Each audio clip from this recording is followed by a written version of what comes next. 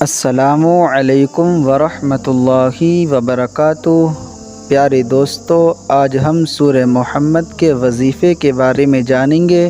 کہ اس کے پڑھنے کے کیا کیا فائدے ہیں۔ آپ لوگ بے شمار وظائف کر چکے ہیں، بے شمار وظیفوں کو دیکھتے ہیں اور انہیں کرنے لگتے ہیں، لیکن فائدہ کچھ حاصل نہیں ہوتا، دعائیں قبول نہیں ہوتی۔ پیارے دوستو، اس بات کو ہمیشہ یاد رکھیے کہ رزق دینے والی ذات صرف اللہ رب العزت کی ہے۔ اللہ پاک ہی تمام پریشانیوں کو دور کرنے والا ہے، وہی تمام پریشانیوں کو دور فرماتا ہے۔ لیکن اللہ پاک نے اپنے پیارے محبوب حضرت محمد مصطفیٰ صلی اللہ تعالیٰ علیہ وسلم کو ایسی بابرکت کتاب عطا فرمائی، یعنی قرآن مجید۔ قرآن پاک کے اندر اللہ پاک نے تمام پریشانیوں کا حل رکھا ہے۔ قرآن پاک کے اندر تمام روحانی و جسمانی بیماریوں کے لیے نسخہ شفا ہے۔ دوستو، آج ہم قرآن پاک کی بہت ہی بابرکت صورت یعنی سورہ محمد کے بارے میں جانتے ہیں کہ اس کے پڑھنے کے کیا کیا فائدے ہیں۔ اگر کوئی شخص روزانہ سورہ محمد کو پڑھنے کی عادت بنا لیتا ہے تو اللہ پاک اسے بے شمار عزت سے نوازتا ہے۔ اگر کسی شخص کے اوپر ایسی کوئی مشکل پیش آ گئی ہو، ایسی کوئی پریشانی آ گئی ہو جس سے بچنے کا کوئی حل نظر نہیں آتا ہو، تو ایسی صورت میں اس شخص کو چاہیے کہ چند روز تک روزانہ سورہ محمد کی تلاوت کر لیا کرے۔ اگر پڑھنا نہیں آتا ہے تو سن لیا کرے۔ انشاءاللہ اللہ پاک اس بابرکت سورت کے پڑھنے یا سننے کی برکت سے اس کی تمام پریشانیوں کو دور فرما دے گا۔ دوستو، آپ اس بابرکت سورت کو اپنے گھر میں، اپنی دکان میں روزانہ برکت کے لیے پڑھ لیا کرو یا سن لیا کرو۔ انشاءاللہ عز و جل اللہ پاک اس بابرکت سورت کے پڑھنے کی برکت سے آپ کو بے شمار فضیلتیں عطا فرمائے گا۔ آپ کو اس سورت کے پڑھنے سے بے شمار فائدے حاصل ہوں گے۔ دوستو، ہم جو باتیں آپ کو بتاتے ہیں وہ صحیح اور سچ بتاتے ہیں، اور جو ہمیں ہمارے بزرگان دین نے بتائی ہیں، جو ہمیں باتیں کتابوں سے حاصل ہوئی ہیں، وہی بتاتے ہیں۔ آپ ان باتوں کا حوالہ ہمارے ڈسکرپشن میں دیکھ سکتے ہیں۔ آئیے دوستو، اسی بابرکت سورت کو سن لیتے ہیں۔ اعوذ باللہ من الشیطان الرجیم، بسم اللہ الرحمن الرحیم۔ الذین کفروا وصدوا عن سبیل اللہ اضل اعمالهم، والذین آمنوا وعملوا الصالحات وآمنوا بما نزل على محمد وهو الحق من ربهم كفر عنهم سيئاتهم وأصلح بالهم، ذلك بأن الذين كفروا اتبعوا الباطل وأن الذين آمنوا اتبعوا الحق من ربهم، كذلك يضرب الله للناس أمثالهم، فإذا لقيتم الذين كفروا فضرب الرقاب حتى إذا أثخنتموهم فشدوا الوثاق، فإما منا بعد وإما فداء حتى تضع الحرب أوزارها،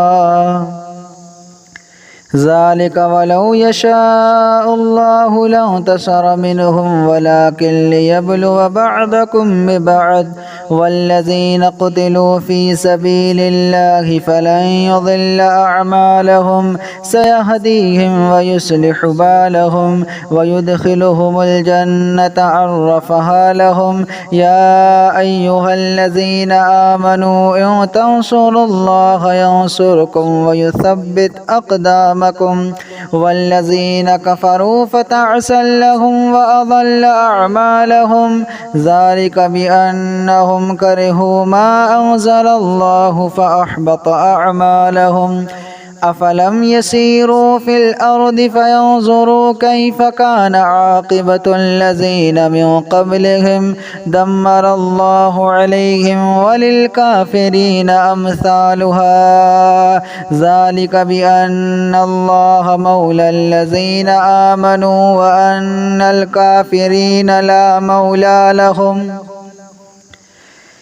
إن الله يدخل الذين آمنوا وعملوا الصالحات جنات تجري من تحتها الأنهار والذين كفروا يتمتعون ويأكلون كما تأكل الأنعام والنار مثوى لهم وكأي من قرية هي أشد قوة من قريتك التي أخرجتك أهلكناهم فلا ناصر لهم أفمن كان على بينة من ربه كمن زين له سوء عمله واتبعوا أهواءهم مثل الجنة التي وعد المتقون فيها أنهار من ماء غير ياس وأنهار من لبن لم يتغير طعمه وأنهار من خمر لذة للشاربين وأنهار من عسل مصفى ولهم فيها من كل الثمرات ومغفرة من ربهم كمن هو خالد في النار وسقوا ماء حميما فقطع أمعاءهم ومنهم من يستمع إليك حتى إذا خرجوا من عندك قالوا للذين أوتوا العلم ماذا قال آنفا أولئك الذين طبع الله على قلوبهم واتبعوا أهواءهم والذين اهتدوا زادهم هدى وآتاهم تقواهم فهل ينظرون إلا الساعة أو تأتيهم بغتة فقد جاء أشراطها فأنى لهم إذا جاءتهم ذكراهم فاعلم أنه لا إله إلا الله واستغفر لذنبك وللمؤمنين والمؤمنات والله يعلم متقلبكم ومثواكم ويقول الذين آمنوا لولا نزل السورة فإذا أنزلت سورة محكمة وذكر فيها القتال رأيت الذين في قلوبهم مرض ينظرون إليك نظر المغشي عليه من الموت فأولى لهم طاعة وقول معروف فإذا عزم الأمر فلو صدقوا الله لكان خيرا لهم فهل عسيتم إن توليتم أن تفسدوا في الأرض وتقطعوا أرحامكم أولئك الذين لعنهم الله فأصمهم وأعمى أبصارهم أفلا يتدبرون القرآن أم على قلوب أقفالها إن الذين ارتدوا على أدبارهم من بعد ما تبين لهم الهدى الشيطان سول لهم وأملى لهم ذلك بأنهم قالوا للذين كرهوا ما نزل الله سنطيعكم في بعض الأمر والله يعلم إسرارهم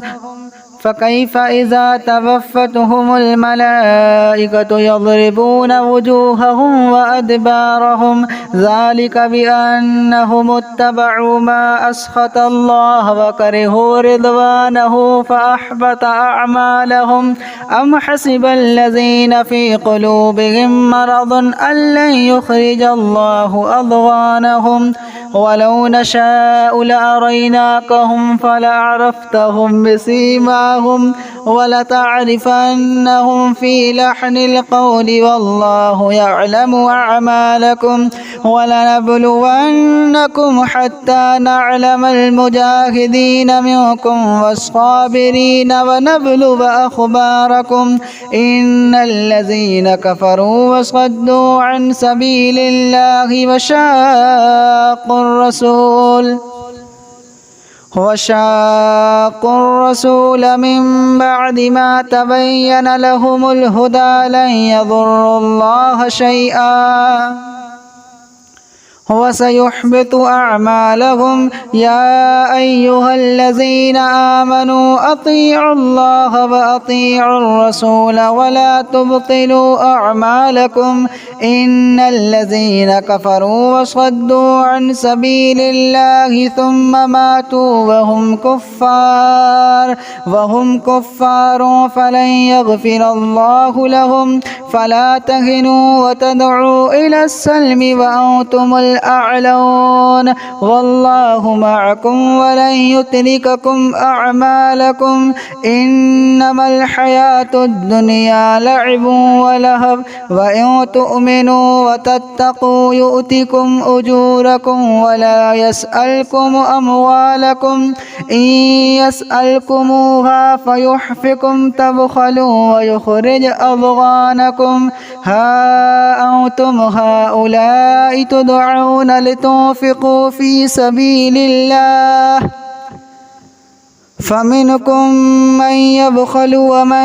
يبخل فإنما يبخل عن نفسه والله الغني وأنتم الفقراء وإن تتولوا يستبدل قوما غيركم ثم لا يكونوا أمثالكم بسم الله الرحمن الرحيم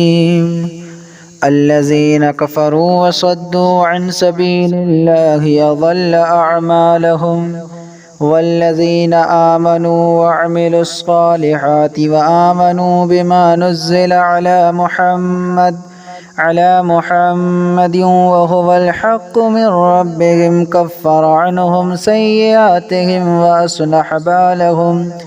ذلك بأن الذين كفروا اتبعوا الباطل وأن الذين آمنوا اتبعوا الحق من ربهم كذلك يضرب الله للناس أمثالهم فإذا لقيتم الذين كفروا فضرب الرقاب حتى إذا أثخنتموهم فشدوا الوثاق فإما منا بعد وإما فداء حتى تضع الحرب أوزارها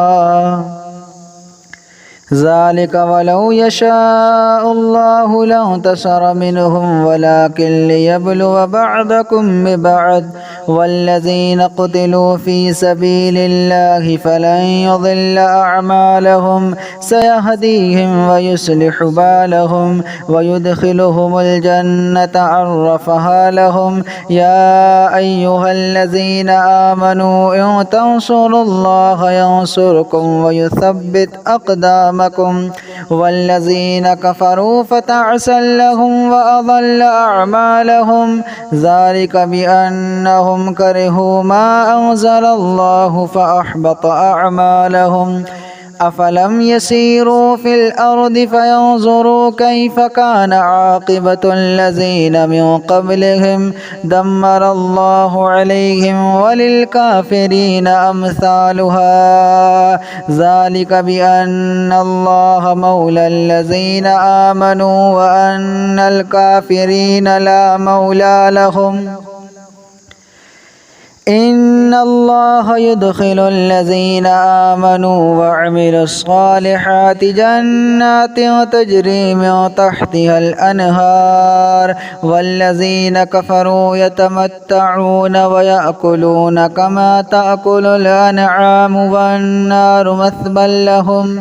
وكأي من قرية هي أشد قوة من قريتك التي أخرجتك أهلكناهم فلا ناصر لهم أفمن كان على بينة من ربه كمن زين له سوء عمله واتبعوا أهواءهم